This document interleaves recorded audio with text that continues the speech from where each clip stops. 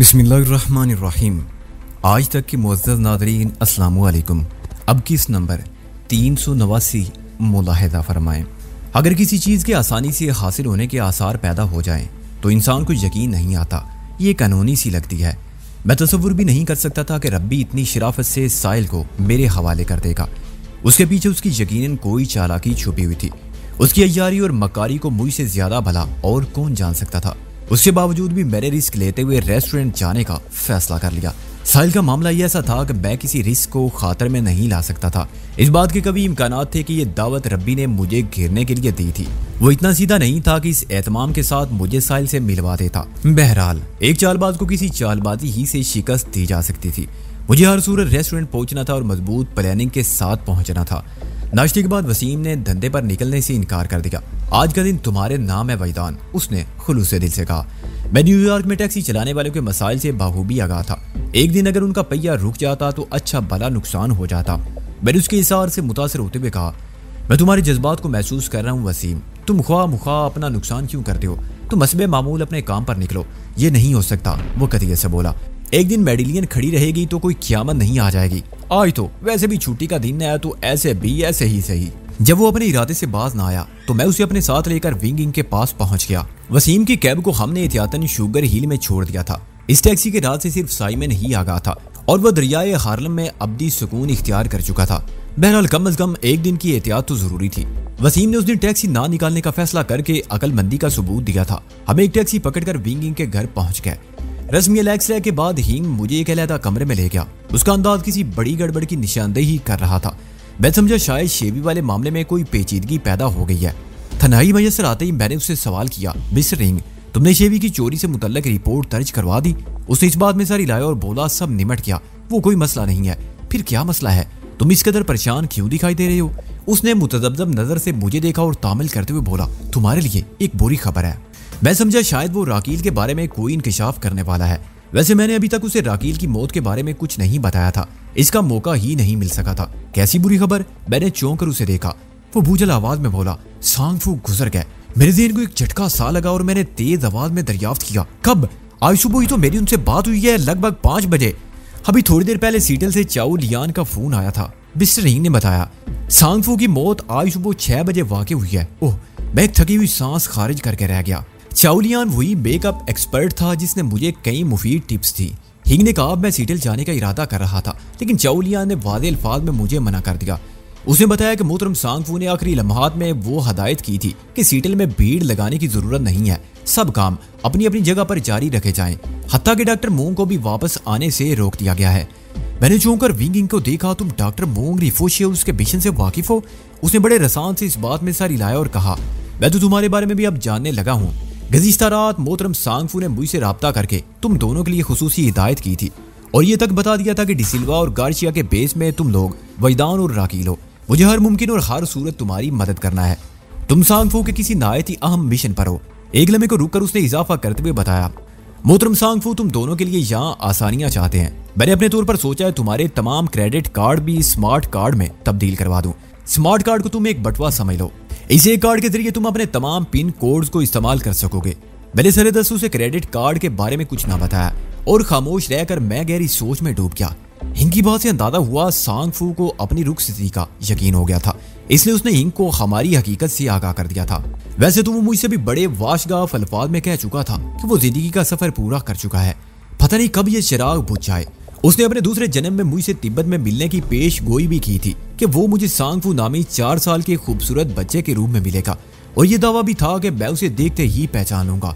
उस वक्त मैंने सांगफू की बात पर ज्यादा तवज्जो इसलिए भी नहीं दी थी कि मैं आवागूंज जैसे नजरिए पर यकीन नहीं रखता हूँ। बहरहाल अगर वाकई में तिब्बत जाता और सांगफू की पेश गोई 100% दुरुस्त साबित होती तो मैं बुद्ध मत और हिंदू मत के इस नजरिए पर संजीदगी से गौर करता कि फना और बका, तख्लीक और तरवीद का ये कौन सा शुबा है? क्या ये इंसानी लाशऊर की मुंतकिली का कोई आफाकी खेल है? जैसे एक मोबाइल फोन की बैटरी अगर उस कंपनी के किसी दूसरे मोबाइल सेट से लगा दी जाए तो उसके अंदर जान आ जाती है। आजकल तो माइक्रोचिप और जीएसएम का दौर है। बैटरी वाली मिसाल को ज्यादा तफसील से समझने के लिए हम सिम की कारकर्दगी पर गौर कर सकते हैं। इस तरह से कार्ड के सिलसिले में तो एक कंपनी को मोबाइल सेट होना भी जरूरी नहीं। चंद लम्हा तक हम दोनों खामोश बैठे रहे। फिर मैंने हिंग को राकील के बारे में बताया तो मुतासफाना अंदाज में उसने भी वही तबसरा किया जो इससे पहले सांग फू कर चुका था। इस जन्म में राकील की सांसें पूरी हो चुकी थी। मैं अपने तौर पर यह फैसला कर चुका था कि रेस्टोरेंट में जरूर जाऊंगा और इस तरह जाऊंगा कि रब्बी या उसके आदमियों की नजरों में ना आऊं। मैं वसीम को वजदान की हैसियत से टेबल नंबर 105 की जानिब बढ़ाता और खुद किसी दूसरी मेज पर मौजूद रहता। वसीम से अलग रहते हुए भी मैं उस माहौल का हिस्सा बनकर मेज नंबर 105 पर पहुंच जाता। वैसे साहिल की तस्दीक के लिए मैं बराह रास्त भी उस मेज तक रसाई हासिल कर सकता था। मुझे साहिल तक कैसे पेशकदमी करना है इसका फैसला रेस्टोरेंट में पहुंचने के बाद ही किया जा सकता था। फौरी तौर पर तो मुझे उस होटल में पहुंचने का बंदोबस्त करना था। मैंने इनसे इस सिलसिले में बात की तो उसने बताया विंडोज ऑफ द वर्ल्ड में आम लोग सिर्फ डिनर ही कर सकते हैं और उसके लिए भी पहले से मेज बुक करवाना होती है। ब्रेकफास्ट और लंच की इजाजत सिर्फ मेहमानों को और वर्ल्ड ट्रेड सेंटर क्लब के मेंबरान को हासिल है। बहरहाल वो लम्हे भर को मुतवक्किफ हुआ, फिर सिलसिला कलाम को जारी रखते हुए बोला ये कोई मसला नहीं है, मैं भी फोन कर देता हूँ, तुम्हारे लिए मेज बुक हो जाएगी। वैसे उस रेस्टोरेंट के किचन में मेरा एक दोस्त माइकल लुमाना को भी काम करता है। वो इस रेस्टोरेंट का एक नहायत ही अहम शेफ है। बात खत्म करते ही हिंग मेरी फरमाइश पर विंडोज ऑफ द वर्ल्ड के नंबर डायल करने लगा। मैं फोन डायल पर हरकत करती उस उंगली को तवज्जो से देखता रहा और रेस्टोरेंट का फोन नंबर 524700 अपने ज़हन में महफूज कर लिया। दूसरी जानी बात करने के बाद उसने मुझे खबर दी कि मेरे लिए नॉर्थ व्यू की टेबल नंबर 109 बुक हो गई है। मैंने ये मेज वसीम के नाम से बुक करवा दी। वसीम को मैंने वजदान डिसिल्वा की हैसियत से साहिल वाली मेज की तरफ भेजना था।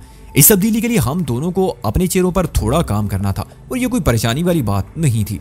मेकअप का ये काम अब मेरे लिए बाएं हाथ के खेल जैसी हैसियत इख्तियार कर गया था। रब्बी मोशी हाइमन के मुताबिक साहिल ठीक 9 बजे रात मेज नंबर 105 पर मेरी मुंतजिर होती। ये एक इत्तफाक था कि मुझे वसीम को मेज नंबर 109 मिल गई जो यकीनन साहिल वाली मेज से ज्यादा फासले पर न होती। मैंने इस सिलसिले में मिस्टर हिंग से इस्तफसार किया तो उसने बताया 105 और 109 दोनों नॉर्थ व्यू टेबल हैं और एक रू के फासले पर वाक़े हैं। मैंने एक इत्मीनान भरी सांस खारिज की। मेरी दिलचस्पी को देखते हुए मिस्टर हिंग मुझे विंडोज ऑफ द वर्ल्ड के बारे में तफसीलन बताने लगे। उसके मुताबिक मज़कूरा अज़ीमुश्शान रेस्टोरेंट वर्ल्ड ट्रेड सेंटर के 107वें फ्लोर पर वाक़े था। 1993 में एक बम धमाके के बायस सेंटर के बेसमेंट को शदीद नुकसान पहुंचा था। रेस्टोरेंट का किचन उस हिस्से में वाक़े था, चुनाचे कुछ अरसे के लिए रेस्टोरेंट को बंद कर दिया गया। 1997 में ये रेस्टोरेंट दोबारा खोल दिया गया और अब ये पहले से भी ज्यादा अच्छी सर्विस फराहम करने लगा था।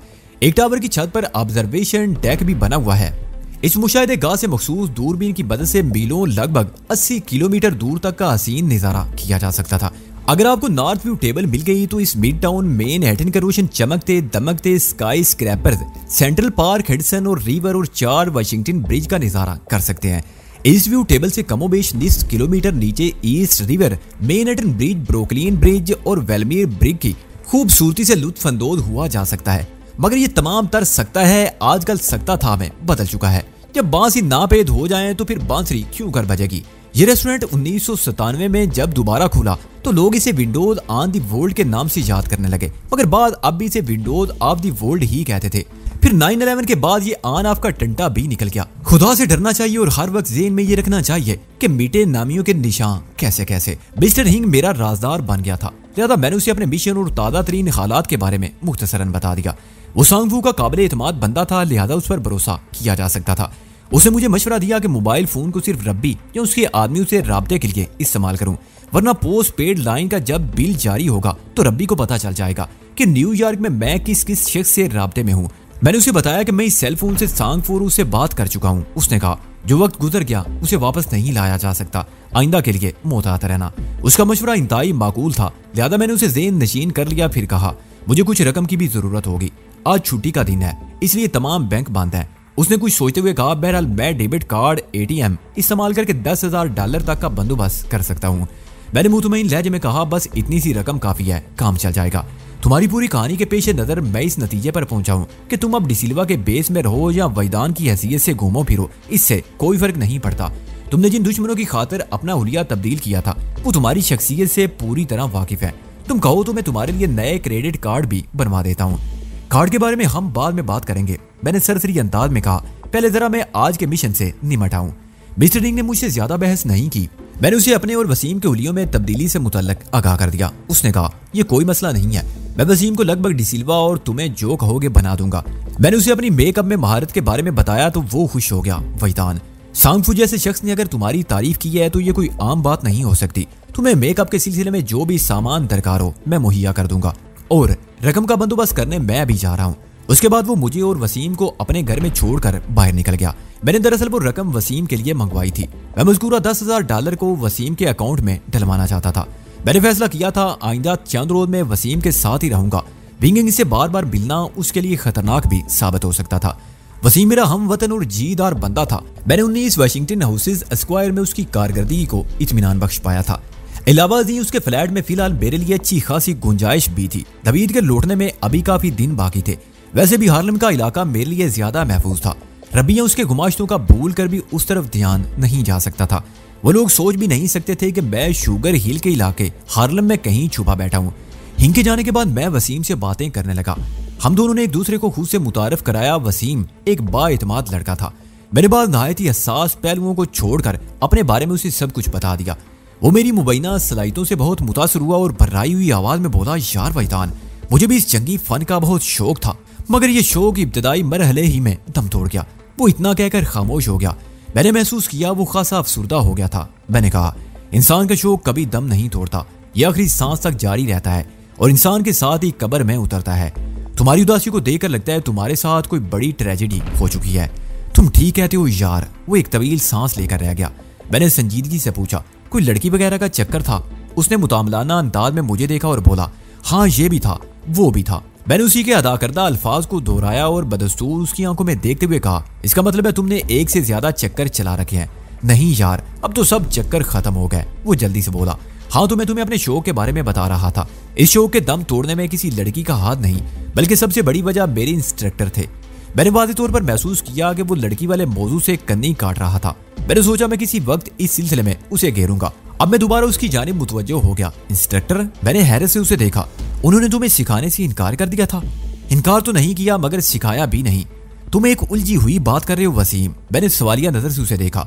उसने एक गहरी सांस ली और बताने लगा, शेराड वाले बाग में एक बहुत प्यारी मार्शल आर्ट सेंटर खुला हुआ था। वो अपने इलाके का जिक्र कर रहा था। मैं इंस्ट्रक्टर मकसूद मुगल से ये फन सीख रहा था। मकसूद साहब हर फन मौला थे। हमारे दरमियान उस्ताद शागिर्द के अलावा दोस्ती का रिश्ता भी था। सेंटर से बाहर भी हम अक्सर साथ ही नजर आते। रात को 2-2, 3-3 बजे तक कुंग-फू की डॉक्यूमेंट्री भी देखते। ब्रूस ली के एक स्टेप की हम प्रैक्टिस करते। फिर मकसूद साहब अचानक सेंटर छोड़कर सऊदीया चले गए। सेंटर तो उनके जाने के बाद भी चलता रहा, मगर मैं फिर एक दिन भी वहां ना गया। बस दिल बुझ सा गया था। वो जरा देर के लिए मुतवक्किफ हुआ, फिर बात को जारी रखते हुए बोला, अबू की नौशेरा रोड पर एक छोटी सी फैक्ट्री थी। वो मुझे अपने साथ काम में लगाना चाहते थे, लेकिन मेरा दिल किसी काम में नहीं लगता था। मैंने आवारागर्दी शुरू कर दी और दंगे फसाद को अपना शेवा बना लिया। बेशर्ते लगाकर स्ट्रीट फाइट करने लगा। इस तरह अच्छी खासी आमदनी भी हो जाया करती थी। मैं अगर दूसरों को चोटें पहुंचाता तो मुझे भी ये तोहफे जरूर मिलते। अब्बू को अगर मेरी सरगर्मियों का इल्म हुआ तो उन्होंने अम्मी के पास बिठाकर मुझसे फाइनल बात कर ली। उन्होंने वादे तौर पर कह दिया कि इस किस्म के बेटे को वो बर्दाश्त नहीं कर सकते। घर में रहना है तो बंदे का पुत्र बनकर रहूं, वरना चलता फिरता नजर आऊं। पता नहीं मेरे दिमाग में क्या आई कि मैंने कह दिया, आप मुझे मुल्क से बाहर भिजवा दें। अब्बू मुझसे और मेरी हरकतों से तंग तो थे ही, गुस्से में पूछने लगे, बाहर किस मुल्क में जाओगे? मैंने सऊदीया का नाम लिया तो उन्होंने साफ इनकार कर दिया। बोले, अब सऊदीया में कुछ नहीं बचा, जिंदगी बनाना है तो अमेरिका जाओ। मेरी जुबान से निकल गया, ठीक है आप मुझे अमेरिका ही भिजवा दें। और उन्होंने किसी तरह कोशिश करके मुझे अमेरिका भिजवा दिया। वो लम्हे भर को रुका, फिर गहरी संजीदगी से बोला, मैंने सऊदीया जाने का फैसला इसलिए किया था कि मकसूद साहब का साथ हासिल हो जाएगा, लेकिन किस्मत के खेल बड़े निराले होते हैं। मैं अमेरिका आ गया, मुझे क्या मालूम था मकसूद मुगल की बजाय अब मेरी मुलाकात किसी वैदान से होने वाली है। मैंने कहा, स्ट्रीट फाइटर होना एक बड़ी क्वालिटी है। अमली जिंदगी में इसी फन की जरूरत पेश आती है। मेरे साथ रहोगे तो कदम कदम पर इसके मुजाहरे देखने को मिलेंगे। मैं नहीं जानता मैं तुम्हें क्या सिखा पाऊंगा, लेकिन ये जरूर है अगर तुम चाहो तो बहुत कुछ सीख सकते हो। तुमने बहुत गहरी बात कर दी है। अच्छा, क्या वाकई? वो मानी खेज अंदाज में मुस्कुराते हुए इस बात में सर हिलाने लगा। आइंदा आधे घंटे में मैंने वसीम को रात वाले मिशन से आगाह किया। उसने पूरी तवज्जो से मेरी बात सुनी। इसी दौरान में मैं उसके चेहरे के तासरात में सनसनी सी दौड़ती महसूस करता रहा। जो शख्स लड़ाई भिड़ाई का माहिर हो, इस किस्म के असाइनमेंट उसके अंदर एक करंट सा दौड़ा देते हैं। अपनी बात की इख्तिताम पर मैंने कहा, हमारी ये मेजबान कुछ रकम लेकर वापस आने वाला है। मेरी ख्वाहिश है वो रकम तुम अपने अकाउंट में जमा करवा लो। तुम्हारे डेबिट और क्रेडिट कार्ड से मैं भी इस्तेफादा करता रहूंगा। Waseem Visa, MX, American Express और एक्सिस मास्टर कार्ड इस्तेमाल कर रहा था। इसके अलावा उसके पास डेबिट कार्ड, ATM भी था। मैंने अपनी इस्तेफादा करने वाली बात दानिस्ता कही थी ताकि उसके पास इनकार या हिचकिचाहट की कोई गुंजाइश ना रहे। मेरा यह अरबा कामयाब रहा और बिला चून और चरा उसने मेरी बात मान ली। लंच हमने विंगिंग के साथ किया और हल्की फुल्की शॉपिंग के लिए मैं वसीम के साथ बाहर निकल गया। वो छुट्टी का दिन था, ताम इक्का दुक्का मोल माल और डिपार्टमेंटल स्टोर खुले थे। 3 बजे हम वापस विंगिंग की रिहाइश का वाक़े मोट स्ट्रीट पहुंच गए। चाइना टाउन में मोट स्ट्रीट की बड़ी अहमियत है। एक तो बुद्ध इबादत गाह इसी स्ट्रीट पर वाक़े है, दूसरे एक चाइनीज हैप्पी न्यू ईयर के मौके पर यहाँ सबसे ज्यादा रौनक देखने को मिलती है। मूड बिहार स्ट्रीट को दुल्हन की तरह सजाया जाता है। आग की शोभदागरी और ड्रैगन डांस इस सिलसिले की अहम कड़ियां हैं। मोटर स्ट्रीट के हंगामे बहुत ही वलवला अंगेज और महफूज गुन होते हैं। एक अंदाजे के मुताबिक चाइना टाउन में लगभग 3 लाख चीनी आबाद हैं। इस इलाके में दाखिल होने के बाद यूं महसूस होता है जैसे चीन में कदम रख दिया हो। चीनी कैलेंडर के मुताबिक नया साल 19 जनवरी के बाद पड़ने वाले पहले मुकम्मल चांद से शुरू होता है। चीनी कैलेंडर शम्सी और कमरी गर्दिशों के निचोड़ से तैयार किया गया है। इस हिसाब से लोगों का नया साल उमूमन जनवरी या फरवरी ही से शुरू होता है। इन दिनों भी हैप्पी न्यू ईयर की तैयारियां जोरों शोर से जारी थी। इस साल ये त्यौहार फरवरी में मनाया जाने वाला था। विंडोज ऑफ द वर्ल्ड की तरफ रवानगी में अभी देर थी। मैंने थोड़े आराम को तरजीह दी। अगर 6 बजे तक एक मुख्तसर मगर गहरी नींद ले ली जाती तो ज्यादा अलर्ट होकर अपने मिशन को सर कर सकता था। हमारी तैयारी के लिए 1 घंटा काफी था। हम इनकी रिहाइश गाह पर ही 2 अलग कमरों में घुस गए। मैंने खुद को नींद की बाहों में देने से कबल थोड़ी सी तसव्वुराती आवारागर्दी को जरूरी समझा और आंखें बंद करके बिस्तर पर दराज हो गया। इधर जाहिरी आंखें बंद हुई और उधर बातनी आंख का शटर खुल गया। मैं थर्ड आई की तफैल साहिल के पास पहुंच गया। साहिल के माहौल में कोई तब्दीली वाकई नहीं हुई थी। मैंने लगभग 12 घंटे पहले उसे जिस बेडरूम में देखा था वो इस वक्त भी वहीं मौजूद थी।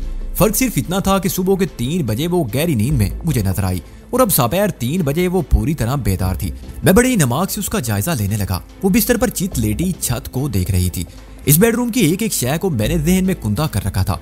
अगर मुझे मालूम हो जाता कि वो कमरा किस इमारत में वाक़े है तो मैं किसी गाइड मिसाइल की मानद अपना रास्ता बनाते हुए साहिल तक पहुंच जाता। लेकिन अफसोस कि फिलहाल मुझे ये मालूमात हासिल नहीं थी। तकदीर और तदबीर की जंग इंसान को बड़ा रुलाती है। बातदबीर लोगों के साथ तकदीर सबसे ज्यादा अटकेलियां करती है और उन्हें कदम कदम पर बेबसी के एहसास से 2-4 करके ये बावर कराती है कि तुम्हारी तदबीर पलक झपकने में बलिया मेट की जा सकती है। लेकिन हर तदबीर करने वाले हौसला नहीं हारते। वो अपनी तगदों को जारी रखते हैं और बिलाखिर एक रोज अपनी किसी तदबीर से मकसद हासिल करने में कामयाब हो जाते हैं। इस वक्त साहिल मुझे बहुत प्यारी लगी। उसे पहली मर्तबा देखने के बाद उसे अब तक कोई लम्हा ऐसा नहीं गुजरा था कि वो मुझे प्यारी ना लगी हो।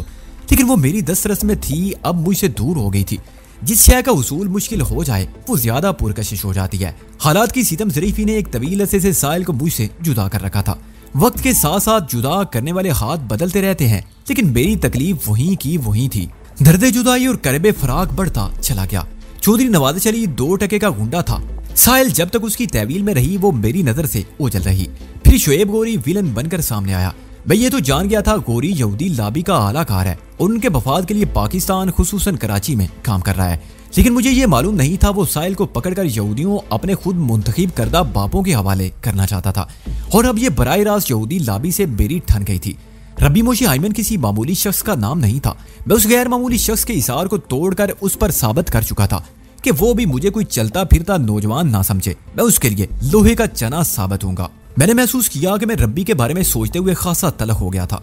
मैंने उसके ख्याल को ज़हन से झटका और अपनी साहिल को देखने लगा।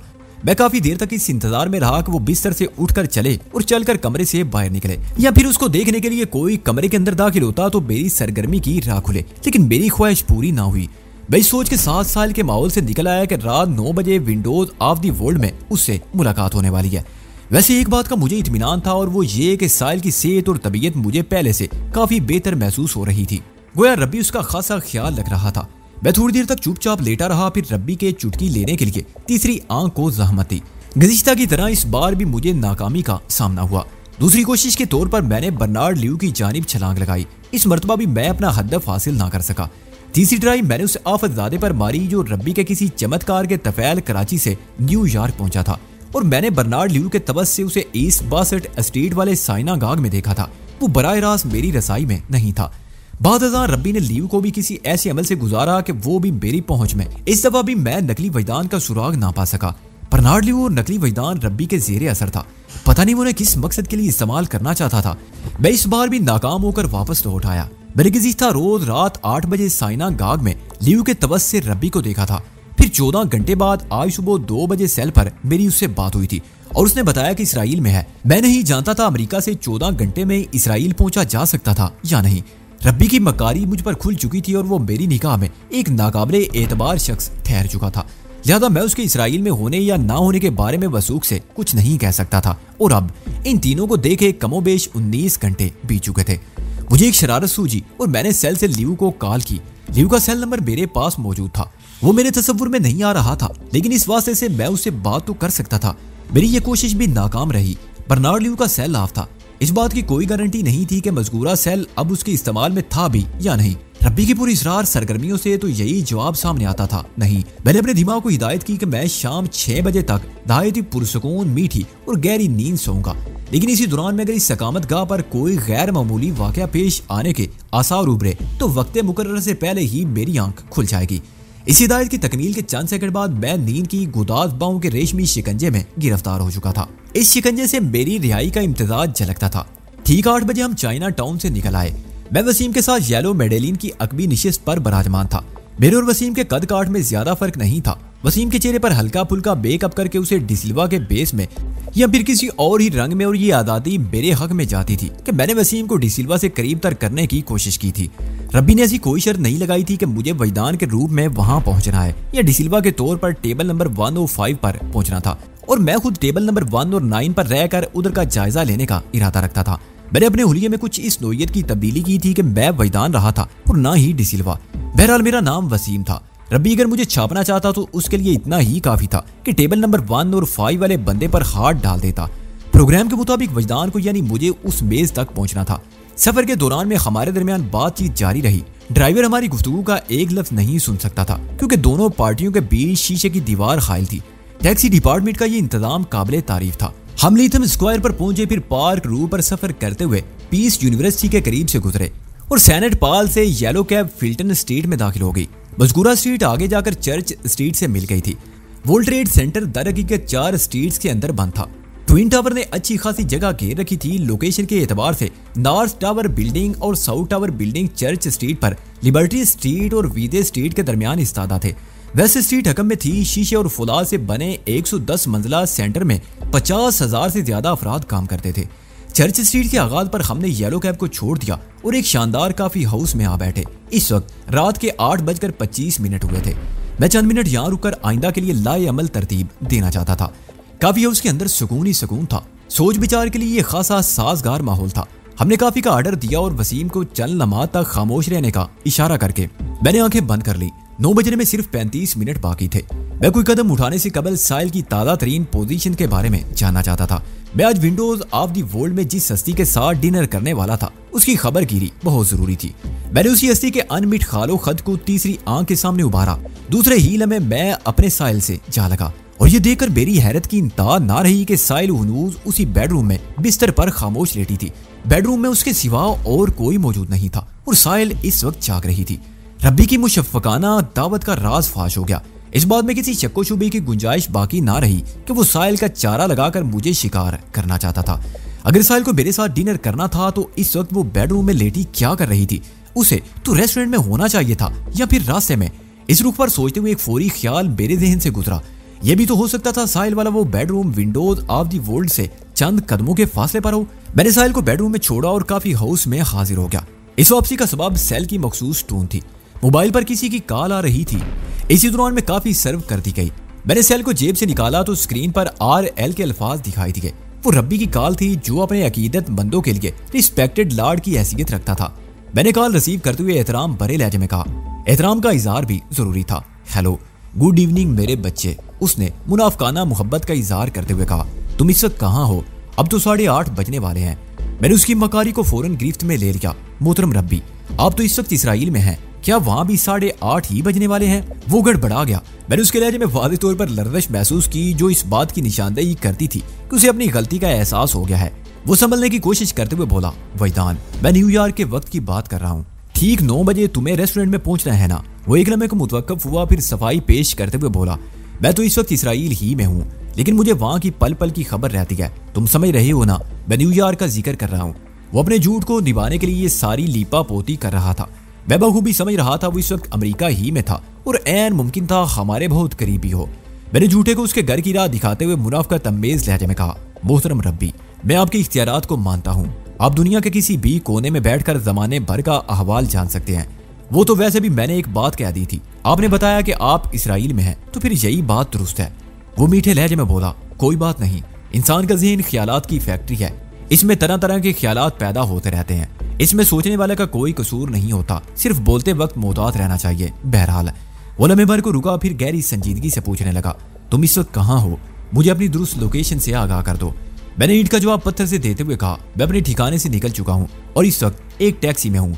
फिर मैंने उसे चक्कर देने के लिए कह दिया, हमारी कैब इस वक्त सेंट्रल पार्क के नजदीक से गुजर रही है। ओह, उसकी तासफ भरी आवाज मेरी समा से टकराई, तुम तो अभी काफी दूर हो। मैं ठीक 9 बजे विंडोज ऑफ दी वर्ल्ड में टेबल नंबर 105 पर मौजूद हूँगा। मैंने अपने लहजे को हत्तल मकदूर यकीनी बनाते हुए कहा, आप इस सिलसिले में ज्यादा फिक्रमंद ना हो, मैं साहिल को एक लम्हे की भी इंतजार की खौफ से नहीं गुजरने दूंगा। वो तो गुजर रही है, रब्बी ने शातराना अंदाज में कहा। मैंने तशवीश भरे लहजे में पूछा, क्या साहिल रेस्टोरेंट में पहुंच चुकी है? वो पिछले 10 मिनट से मेज पर मौजूद है। मैं उस झूठों के सरदार के बयान पर दिल ही दिल में मुस्कुरा कर रह गया। मैं अपनी मुस्कुराहट को रब्बी तक पहुंचाना नहीं चाहता था, लिहाजा लहजे में किसी शौकी को जगह ना दी और ये पूछे बगैर कि वो कबल अज़ वक्त रेस्टोरेंट क्यों पहुंच गई, मैंने किसी इंतहाई फर्मा बरदार बच्चे के माने जल्दी से कहा, मुझे सख्त अफसोस है। मेरी आवाज से निदामत झलकती थी, मैं भी पहुंच रहा हूँ, ओके गुड बाय। मैं काल को कता करने वाला ही था कि रब्बी की जरारी आवाज उभरी, ये तो बता दो तुम किस सुलिये में रेस्टोरेंट आ रहे हो? डिसिल्वा के रूप में, मैंने बेसाख्ता कहा। ठीक है, ये कहते हुए रब्बी ने राब्ता खत्म कर दिया। मैं मोबाइल फोन को मेज पर रखकर वसीम को देखने लगा। उसने ये तमाम तर गुफ्तगू सुनी थी और फिक्रमंद लहजे में बोला, वैतान, तुम्हें घेरने के लिए जबरदस्त चाल फैलाया जा रहा है। वो तुम्हारी लोकेशन और उलिये से तुम्हें ट्रेस एंड ट्रेप करना चाहता है। तुमने सेंट्रल पार्क का हवाला देकर उसे खासा गुमराह कर दिया है। मैं वसीम को यह बता चुका था कि वो काल यहूदियों के रब्बी मोहतरम मोशी खाइमन की थी। मैंने तलख लहजे में कहा, मैंने रब्बी को इतना गुमराह नहीं किया जितने लंबे चौड़े चक्रों में वो मुझे डाल रहा है। फिर वसीम के इस्तफसार पर मैंने उसे ताज़ा तरीन सूरत हाल से आगाह किया। इसी दौरान में हम काफी को खत्म करने की कोशिश में भी मसरूफ रहे।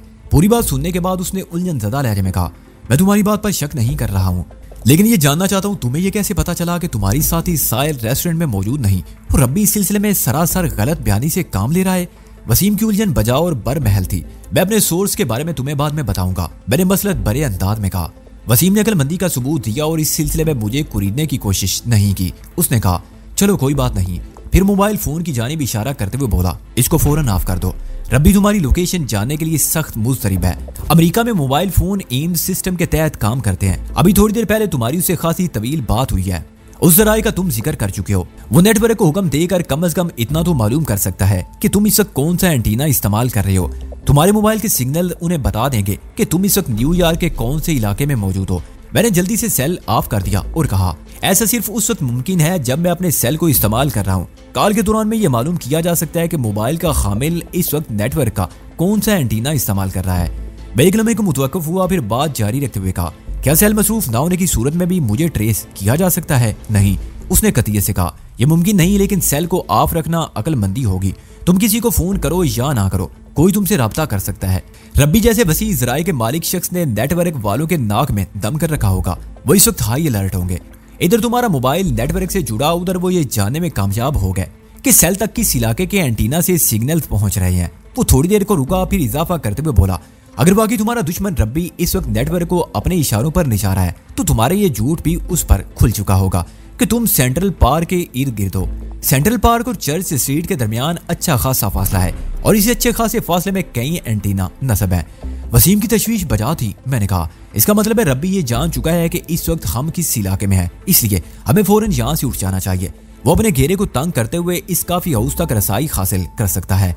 हाँ, ऐसा हो सकता है, मगर इसमें उन लोगों को थोड़ा वक्त लगेगा, वसीम ने कहा। बहरहाल हमें डेंजर जोन से फौरन बाहर निकल जाना चाहिए। मैंने चौंक कर उसे देखा और कहा, डेंजर जोन से बाहर निकलने का मतलब है मिशन से दस्तबरदार होना, और ये मुझे गवारा ना होगा। वसीम, तुम किस मिशन की बात कर रहे हो? उसने मुतजब्जब नजर से मुझे देखा। तुमने तो बताया साहिल को रेस्टोरेंट में नहीं पहुंचाया गया, तुम्हारा मिशन तो साहिल के उसूल से मशरूत है। हाँ, तुम ठीक कहते हो, मैंने गंभीर आवाज में कहा। यहाँ से निकलो, फिर बात करते हैं। हमने बिल अदा किया और काफी हाउस से बाहर निकल आए। इस वक्त मेरी वॉच रात 8:50 का वक्त बता रही थी। मेरे पास सिर्फ 10 मिनट थे फैसला करने के लिए। यह फैसला कि मुझे विंडोज ऑफ द वर्ल्ड में कदम रखना है या नहीं। मैं ट्विन टावर्स की जानिब बढ़ते हुए सोचने लगा। वसीम ने एंटीना सिग्नल नेटवर्क के हवाले से जो बात की थी वो खासी काबिले गौर और फिक्र अंगेज थी। मोबाइल फोन का इस्तेमाल किसी भी लम्हे मेरे लिए खतरनाक साबित हो सकता था। मेरे मद्दे मुकाबिल कोई खिमाशा दुश्मन नहीं था। बोशी हाइमन वो शख्स था जिसके अहकाम को व्हाइट हाउस भी अव्वलीन अहमियत देता था। तो टेली कम्युनिकेशन वाले क्या चीज थे? अगर ये ट्रेसिंग उसी लम्हे से जारी थी जब से ये सेल मेरे हाथ लगा था तो ये भी तशवीशनाक बात थी। मैंने शुगर हिल में रहते हुए इस सेल पर रब्बी सांगफू वगैरह से बात की थी, फिर लिटिल इटली के इलाके से मिस्टर हींग को भी एक कॉल की थी, लेकिन मेरे ख्याल में इस बात के इम्कानात ना होने के बराबर थे कि अव्वल लम्हे से मुझे ट्रेस किया जा रहा हो। अगर ऐसी बात होती तो कम अज कम विंगिंग जरूर किसी वबाल में गिर जाता। हमने उसकी गाड़ी को इस्तेमाल किया था। शेवी शेवरलेट राकील रब्बी के आदमियों के हत्थे चढ़ गई थी और हिंग ने अपनी गाड़ी चोरी की रिपोर्ट दर्ज करवा दी थी। अगर वो लोग विंगिंग को टच करते तो हमारी चाइना टाउन में मौजूदगी का राज खुल सकता था। मैंने भी सफेर में उसी सेल से बर्नार्ड लियू को भी कॉल करने की कोशिश की थी। उस वक्त मैं मिस्टर हैंग के घर पर और मजीद 5 घंटे भी वहीं मौजूद रहा था, जो ट्रेसिंग की नफी करता था। बहरहाल जो बीत गया सो बीत गया। आइंदा के लिए बेहद एहतियात की जरूरत थी और मुझे एक एक कदम फूंक कर उठाना था।